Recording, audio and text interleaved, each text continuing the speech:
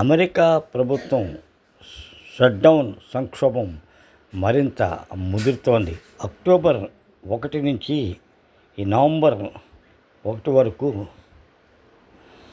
7 బిలియన్ల నష్టం వాటిల్లినట్లు Congress budget office CBO తాజాగా అంచనాలు వేసింది. కాగా ఈ ప్రతిష్టంభన ఎంత ఎక్కువ కాలం కొనసాగితే అమెరికా ఆర్థిక వ్యవస్థపై అంత ప్రతికూల ప్రభావం పడుతుందని ఆందోళన వ్యక్తం చేసింది. షట్డౌన్ 4 వారాలకు కొనసాగితేనే 7 బిలియన్ల నష్టం వాటిల్లిందని, 6 వారాలు కొనసాగితే 11 బిలియన్లకు, 8 వారాలు కొనసాగితే 14 బిలియన్లకు నష్టాలు పెరుగుతాయని సిబిఓ హెచ్చరించింది.